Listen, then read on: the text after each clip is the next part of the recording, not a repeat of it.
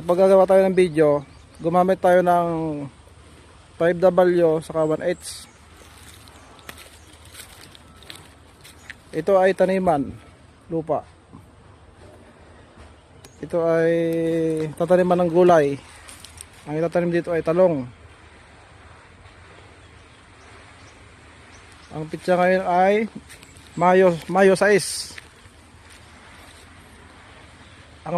Ang tanimang ito ay matatagpuan dito sa Bawan, Barangay Kupang.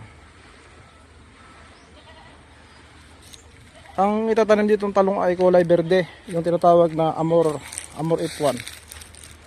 Yan, ang area nito nasa kalahati hektarya. Ang itatanim dito ng talong ay nasa 2,500 na puno. Yun ang aking abakas.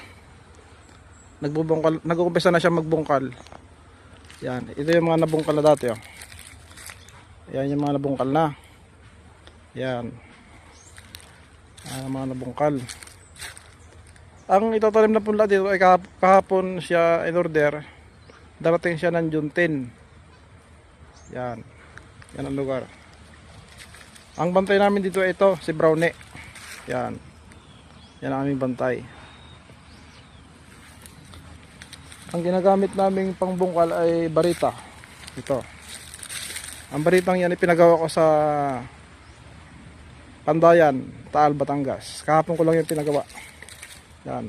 Yan ay mulye. Pinasubukan ko. Yan. Yan ay napakagandang gamitin. Pangbungkal ng lupa.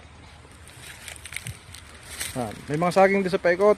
Natitibaan niya ng linggo-linggo, isang buwig.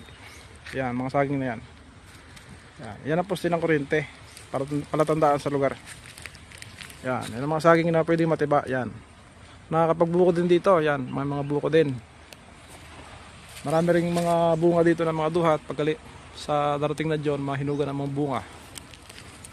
Yan. Ito nga palang lupang ito ay dati itong pinagtaniman ng balinghoy. Inani siya ng buwan ng April. Ito. Kaya may makikita kayong mga kon dito, mga ganito. Yan yung mga katawan ng balinghoy na inaani. Lugar na yan. Tapos ito naman, yung nakikita nyo yung kubo na yan. Diyan ako natulog minsan, may kubo dyan eh. Yan. Ang kubo dito ay 3. Yan. Yan. Tapos meron pa dito. Ito naman ang bahay ng aso na si Brownie. Yan. Yan ang mga ko dito. Sa ngayon wala pang buhay ang area, pero pagkalipas ng mga 2 buwan at kalahati, yan, mag-uumpisa na ulit mag-ani sa lugar. Itong area nito, ang area nito ay area 1. Isa pa lang ito sa area na aking taniman. Yan. Pagkatapos ng taniman na ito, lilipat ulit sa kabila, doon sa mas maluang, sa hektarya. Yan. Ngayon ay May 6, nag-uumpisa na kaming mag-prepare. Yan, ganyan na kami magtanim. Binubong ko namin ang lupa. Yan. Abangan ang susunod na video pagkalipas na 1 buwan bago magtanim.